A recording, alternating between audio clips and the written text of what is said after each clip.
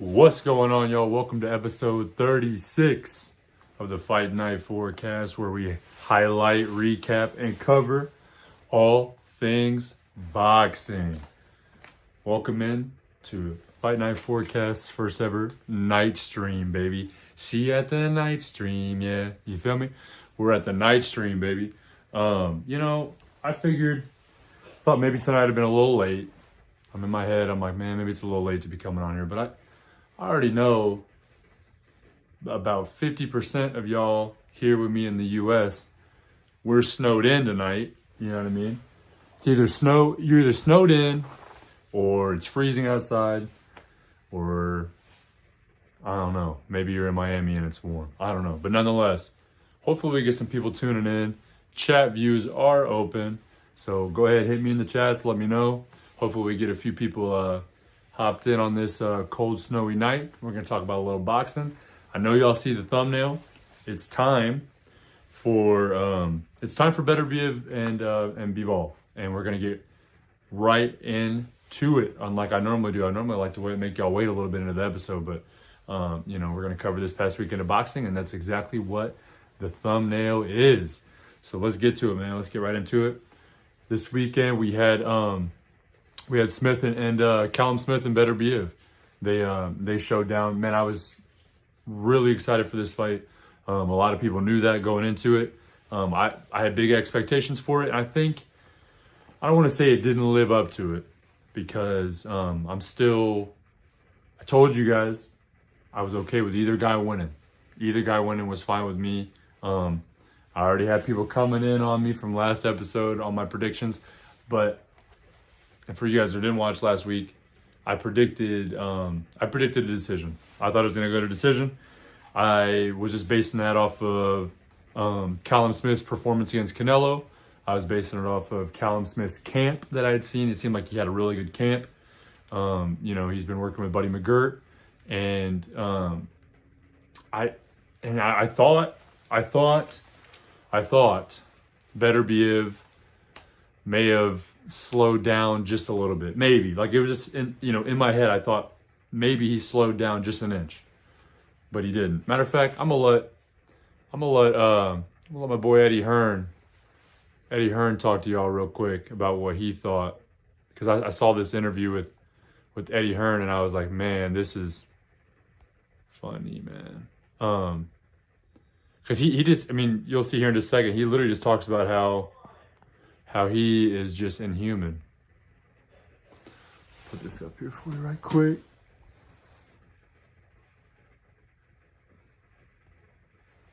So y'all can see.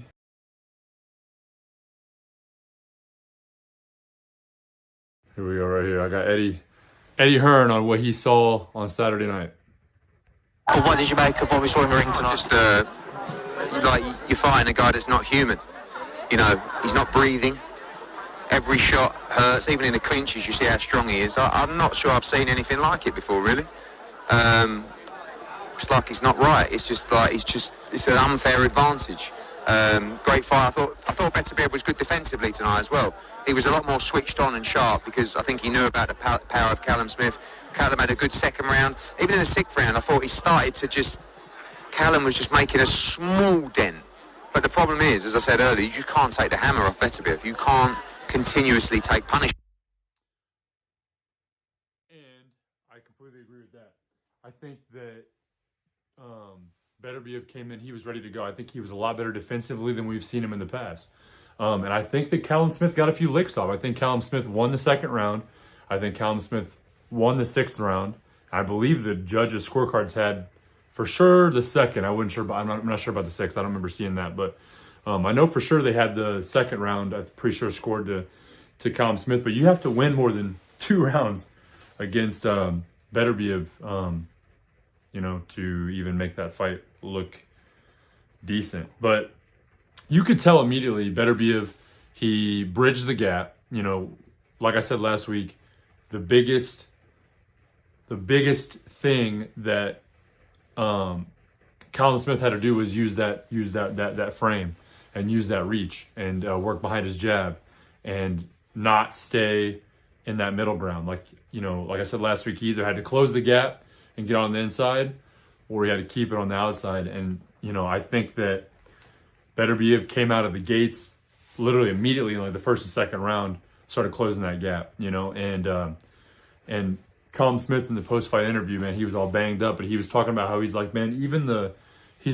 those punches that look like taps from Beterbiev, like those small, like, how he'll get in there and just kind of keep tapping. Those even, he's like, man, he does everything that dude throws hurts, and that just goes to show that, I mean, he's inhuman.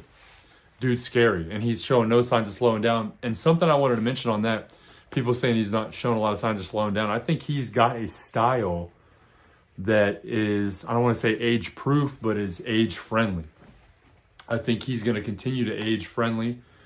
He's got a lot of power. His style's not like mad athletic, right? You're not looking at like a Floyd Mayweather type of style that relies on a lot of footwork and a lot of athleticism necessarily. He's got that walk you down, come forward style, and he's got that power in both hands, and the power doesn't fade. Power's like the last thing to go. So he might be scary into his mid-40s. Like, he might actually just be super scary into his mid-40s. I think that is not out of line. Not out of line with what a lot of people would agree with. You know what I mean? I think that Beterbiev could easily go till he's 45 if he keeps this up. So we'll see. We'll see, because we know that usually in boxing the drop off is pretty quick. You slide down pretty quick. It's a slippery slope, but nonetheless, I think that I don't know what's next for Callum Smith. I was just thinking about what's next for Callum Smith. I'm not sure. He said he needs to go back and reassess with his team and his family and see what his goals are for the rest of his career in the sport. And he's won Commonwealth titles. He's won English titles. Was a world champion at 168. He's accomplished so many things in the sport, that if he decided he's done, this is it for him. I don't think it's the end of the world. And I think it's, I think it would turn out to be a good career. You know what I mean? So, yeah, but I do know what's next for Beterbiev, and it's got to be Bivol. It's got to be Bivol. It's time for Bivol. Matter of fact, His Excellency, I believe it's Turki Al-Ashik is his name, Turki Al-Ashik, and he's the dude that kind of runs up all the fights over in Saudi Arabia. He more or less announced that Bivol Beterbiev for undisputed at 175 is more or less happening in June, I believe. I think that was the date he kind of threw around. And Eddie Hearn, in that same post-fight press conference that you guys just watched a second ago, he said that the deal's done on his side. The deal's done on his side, and it's just time for Al-Ashik to talk to Top Rank and Bob Arum. So we'll see. I'm excited for that. That's what we all really want to see. I mentioned it last week that I was okay with the other guy winning, but we all knew deep down inside that we wanted to see Beterbiev Bivol. And I think that, to be honest with you, early predictions, I think if anybody is to beat Beterbiev, it's Bivol. And, I think it's going to be a tough task. I'd be curious. I'm going to do a little more research into it about the keys to victory for Bivol, I think. But it's got to be using his footwork and his technique, and that's just what Bivol is killer at, But I think that Bivol has a tendency to get an opponent hurt or get an opponent maybe on their back foot or whatever, and then they end up he ends up kind of stepping off the gas a little bit. And I think that if he's fighting Beterbiev, he's going to have to make sure that there's no stepping off the gas the entire time. You know what I mean? He might even have to go in there trying to finish Beterbiev, which has never happened, obviously. Beterbiev has never even gone to a decision, yet. He's 20 for 20 on his fights. But it's a tough task, but I think if anybody in that division, obviously, is to beat Beterbiev, it's gonna be Bivol. So, and age, I know we just talked about it. Age might play a factor. You never know. But I think the big thing too is on top of his style kind of being age proof in a way. I think it's just, dude, Beterbiev's never had really any fights that he's gotten hurt. I mean, how many wars has Beterbiev been in? You know what I mean? Like, that's just what it comes down to. You see a lot of guys that have been in all these, been in these really, really tough fights, and they're only 25, 26, 27. Beterbiev's 38 and has been in, he hasn't even gone to a decision. You know what I mean? Like, that's how close his fights are. It's crazy, man. But nonetheless, I'm excited to see what is next for both these guys. I will let you guys know as soon as I hear more about the date when it's going to be announced. They said it's signed, but right before the fight happened, they said that the deal was signed. So we'll see. Like I said, I think we just got to figure out what Bob Arum's got to say about the whole deal. It was signed. Well, the fight was signed. The fight was signed with Bivol with an asterisk that Beterbiev beat Callum Smith and there was no significant injuries to Beterbiev. So that happened. Obviously, we're about to, we're hoping to see it. So I'll let you guys know more when I get a date on that. Moving on to the next weekend, this upcoming weekend, it'll be January 20th. We're looking at Liverpool, England. We have Michaela Mayer versus Natasha Jones. Now, this is Michaela Mayer's debut at 147, and it's also a title bout. It's the IBF Women's Welterweight title. I'm a fan of. I'm honestly a fan of both these ladies. Both these ladies are they're killers, man. And they're both good. They both, I think have great boxing ability. Could end up being a knockout. You never know. So I'm excited to see that. Yeah, and I can't believe. I mean, it's pretty amazing that it's like Mayer's name carries such weight that literally her debut at 47 is a title fight. You know what I mean? And Mayer obviously kind of on the rebound after that loss to Alicia Baumgardner, who we'll get into some stuff on her later in the episode. But yeah, she's kind of on the bounce back from that. It'd be good to see her have a world title again. But Natasha Jonas, I don't know sorry if I said Jones earlier. Natasha Jonas, she's no slouch. She's no slouch, and she's a champ for a reason. And I think that we're in for a good bout. That's the only fight next weekend. Really, these next couple weeks are going to be a little dry, just until we see. Well, I think it's February 8th. February 8th, we got Teofimo Jermaine Ortiz, and we got February 17th. We have Fury and Usyk, and then what was it? Right after Fury Usyk, we're looking at Joshua Ngannou, like March 9th. So boxing's a little dry these next couple weeks, but it's gonna pick back up in February. But hey, what's up? Hey, we got my boy Playland. He said, "Let's go, boy." Hey, what's up? Welcome to the night stream. Yeah. We're out here on the night stream, baby. Y'all, hey, catch all your girls at the night stream, man. Everybody's girls at the night stream. You know what I mean? But yeah, so you know how it is, man. We're snowed in. It's a little cold. You know what I mean? I was like, ain't nobody doing nothing tonight. I'm gonna hop on here and yell at some of y'all. You know what I mean? Yell some boxing at y'all. But another thing. Not a lot going on these next couple weeks. So this is a good opportunity for me. People have been asking me left and right to cover a little more UFC. You know what I mean?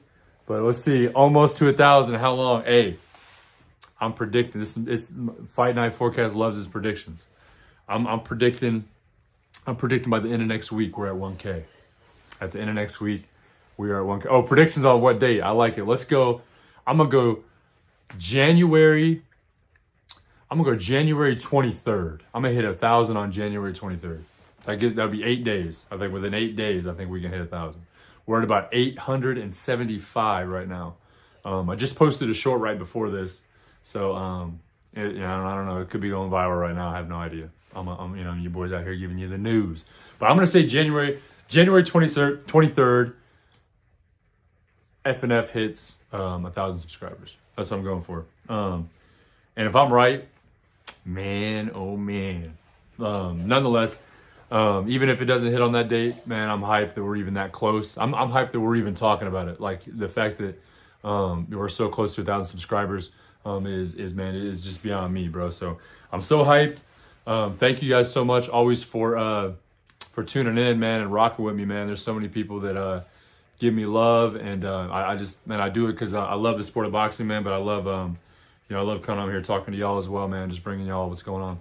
He said, yes, sir, January 23rd. You heard it here first. Going to put my money on DraftKings. Let's go, baby. Hey, what's up, DraftKings? Let me get that sponsorship, bro. I'll start getting on here, you know what I mean, and put some money down on DraftKings, man. So if someone knows a contact over DraftKings, get your boy, tell him Fight Night's out here, man. Tell him I'm trying to get this DraftKings sponsorship. But yeah, so listen, I'm answering the call. Some of you guys, you guys are saying that y'all wanted me to cover a little bit of UFC. And I can't lie to y'all. I'm not as knowledgeable in UFC as I am in boxing. But I do like UFC. I do watch it. And I'd be happy to cover some of the bigger fights. And we have a bigger fight this weekend. It's gonna be Dricus Du Plessis. He's fighting who is it? Sean Strickland. He's fighting Sean Strickland. Both guys are coming off of upset wins. Obviously, Strickland shook the world when he beat Adesanya, and I actually covered that fight back on a later podcast. But then Dricus Du Plessis, he had arguably the second biggest upset win of 2023, and that was against Bobby Knuckles, Robert Whittaker. He beat him too, and so both guys came off a little bit of upset. I mean, Dricus is a good, athletic, well-rounded fighter. He kind of really has come out of nowhere. I guess people kind of saw him coming up, but he's a dude out of South Africa. He's a sharp, well-rounded, good-looking fighter, man. He's seems like kind of a troublemaker a little bit when it comes to him and Strickland. They had some bad blood. They were out here, they were out here fighting in the crowd at what was that, UFC 296 or something like that. I think they were fighting in that crowd, and I actually posted a short on it, but I ended up having to take it down. I ended up getting a slap on the wrist from YouTube for me posting it, but that's okay. We won't talk about it, but we won't go into that. But so I ended up taking it down, but a lot of people saw it, and a lot of people were commenting on it, and it just goes to show the bad blood these guys have. I think it's going to be a good fight. Hopefully they get it settled in the cage. I believe, speaking of DraftKings, I believe the favorite is probably Strickland on the books. He's the champion going into it. And I mean, I think we're just looking at a dude who's like, with Strickland, dude's just crazy good. And he's a good boxer, and he is actually a pretty good wrestler too. I mean, both guys are well-rounded. I think it just comes down to Strickland's just got that, he's got that dog in him, which I think we'll just have to kind of see what Dricus has up his sleeve, So excited to see it. I'll be watching it. Again, sorry, I didn't go, maybe super deep into it. I don't really know too crazy much about UFC. I do watch it, but, I don't go into a lot of analysis on it. But that may be something, if you guys want me to start covering more, maybe I'll try to start maybe watching some more UFC content and getting into getting in a little bit of that too. But boxing, can't lie, is my first love. And that's just how it is, man. UFC is always gonna come second to boxing on this podcast, you know what I mean? But to be fair, it's the Fight Night forecast, so we're covering all things fighting. So but yeah, so appreciate y'all. Give me some feedback also. A lot of people have been hitting me up about that UFC stuff. So, I'm down, man. If y'all got something you want to see maybe a little more of on here, for example, somebody hit me up the other day. They were saying, hey, man, it'd be cool if you maybe did like a boxing history segment. Looking into that too. I'm looking at doing stuff like that. So I'm for sure listening to, what y'all got to say. And, I'm just want to give y'all the content y'all want to see, man. So I'm so appreciative of everybody always tuning in. So, let's get into some announcements and news real quick, man. And I'm gonna get y'all off here, man. I know that there's a big Monday Night Football game going on right now, and your boy's trying to go watch that too. But again, man, I got people in here right now. Thank you guys so much for spending a little bit of time with me this Monday night. So let's get into it. I'm gonna make sure that we use these graphics for for the announcements real quick, because I spend the time finding them and making them and stuff like that. I need to be using them. So up first, we got Alicia Baumgardner, and I'm gonna add this in here. This will prove to you guys that I'm not just coming up with this stuff off the top of my freaking head.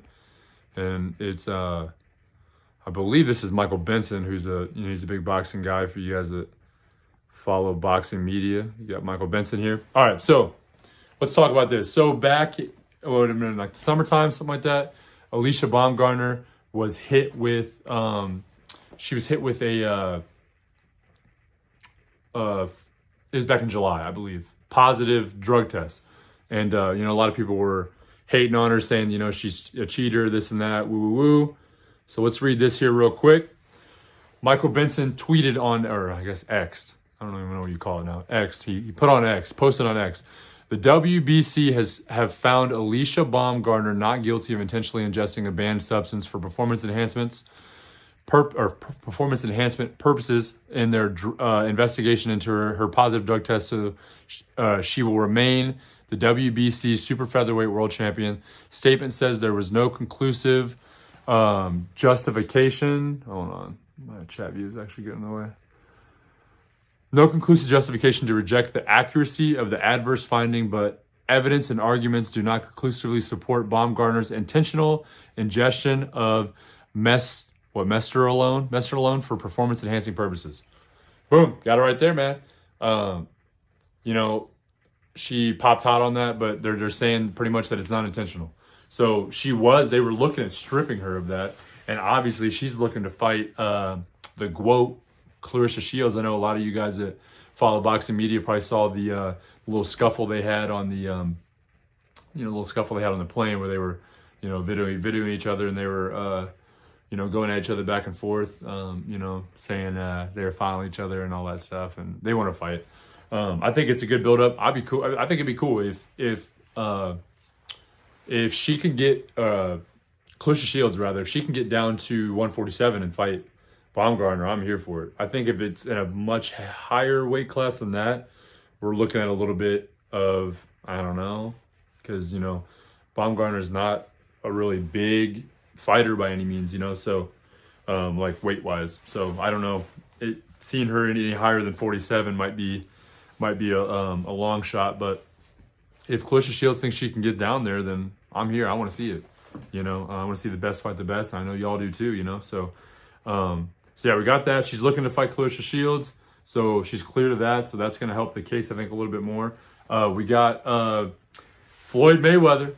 Floyd Mayweather's out here doing his promoter deals on his Instagram, talking about Rolly Romero, and I don't think, and I haven't seen anything about this being legit signed yet or anything, but he's out here talking about that this is gonna be the biggest fight of 2024 and this and that. So he's out here kind of doing his thing with the promotional stuff and all that. So we'll see. They have Floyd posted a graphic of it, didn't allow anybody to comment on it, nothing like that. And I haven't really seen anything else that's backing him up. It could be something that De La Hoya's got in the works or whatever it may be, but I will let you guys know the more I hear about this. I think that, it sucks we're not going to see the Devin fight just yet, but I've been telling people for a minute, man, we got time on that Devin fight. Both guys are young. I think Garcia's 24, 25. I think Devin Haney's 25-ish, 26, something around there.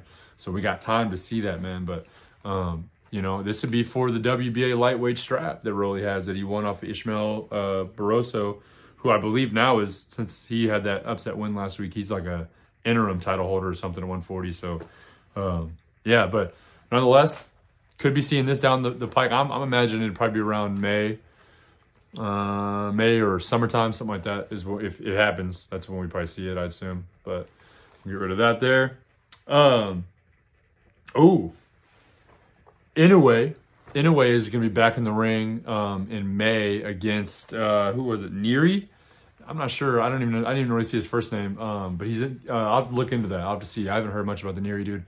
Sometimes those real small weight classes, it's tough to keep up with a lot of those guys. But yeah, Inoue, the monster Inoue, your pound for pound king, is back in the ring already, and just goes to show that activity is a big deal. activity is a huge deal. You know, and that's part of what makes Inoue so great. That dude's fighting, you know, 2 to 3 times a year, and that's what you got to do when you're at that level. You know what I mean? You got to be willing to stay active and willing to fight, you know, the best in your division. So he's always done that, and I think we're going to continue to see him do it. You know, and as he moves up in further weight divisions. Last little thing that I have for you guys. Is the other half of the thumbnail up there. We're looking at Spence and Crawford. It seems like they may be a little in jeopardy seeing that rematch. Crawford put out on X about.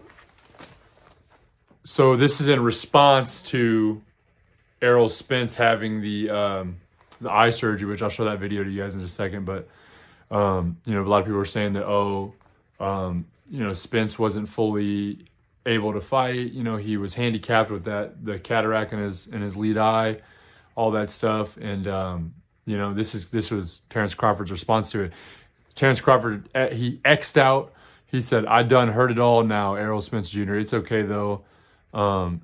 It's okay though, because all in all, I'm glad it's over and done with. I wish you the best. Or I wish you well, my brother. That sounded like I'm done with this. I'm wrapping these talks up. That's what that sounds like to me. Don't know. We've seen that before. Specifically in the Wilder and Fury fight, where, you know, multiple times they were like, we're not gonna be able to make this deal again, this and that, and the next thing you know, the deal's made. So maybe we will see it. Maybe this is kind of part of the hype job. Well, you know, whatever you want to make it. But that sounded like, as of right now, that they're, you know, that's not looking like it's gonna happen. You know, so obviously I'll keep you guys updated on more of that here. Oh, the video of Spence. I posted it. Matter of fact, I posted it as a short. Go back if you're watching it and you want to see it. I did post it as a short like 2 or 3 days ago, something like that, when it first was on his Instagram story. Posted it on there if you want to see it. That way we kind of wrap this up. I know you know, people are kind of starting to file out a little bit. So yeah. Just want to say again, appreciate y'all. I know we just talked about it a little bit ago. We are at 875 subscribers right now. Don't know where we're at right now. I know I just put a short out, and a lot of times those shorts will give me quite a few subscribers. So not quite sure where we're at just right now, but I know we're right around 875. So super hyped, man. I'm appreciative of you guys. Thank you guys as always for tuning in week after week, man. I got so many return viewers now. People hitting me up, you know, go follow the Fight Night Forecast on Instagram. I got a lot of people DMing me on there. Man, I'm going to break down and make a Fight Night Forecast TikTok here pretty soon. I hate to admit it, but yeah, I'm going to probably. So, not a big TikTok fan. I've never had it. But you know, everyone keeps telling me that's like one of the first things they say when I tell them I have a podcast. They're like, "Are you on TikTok?" And so I'm like, "Damn, maybe your boy needs to get going on TikTok." So, so yeah, look out for that. You know, I'll post it on my socials if I make that. But yeah, for real, thank you guys. Hope everybody's staying warm out there, man. I know like half the U.S. right now is either dealing with ice, snow, or some sort of frigid temperature. So, man, if you're in one of those places like I am, where you're getting hammered with snow, make sure you're being safe. Happy MLK Day to everyone here in the States. You know, chase your dreams. You know, he had a dream, and it's coming to fruition, baby. You know what I mean? We're in good times, man. We're in the best times we can be in. You know, but obviously there's always room for more improvement. So, you know, love your neighbor just as you love yourself, and we won't have any problems. So, but yeah, for real. Hope you guys have a fantastic rest of your week. I might come at y'all again later this week or something like that for an episode. I'm thinking, you know, let me know if y'all got some a day that you prefer or something. I'm thinking maybe I might start doing like on Sunday nights or something like that, or Sunday afternoons, or something. We'll figure it out. We'll figure something out. Maybe Monday nights or something. I don't know. But yeah, we had a good crowd in here tonight, so maybe I'll start hopping on night streams instead of during the day. So we'll see how it goes. But yeah, thank you guys so much. Appreciate you guys again. And I will see y'all in the next one. Peace.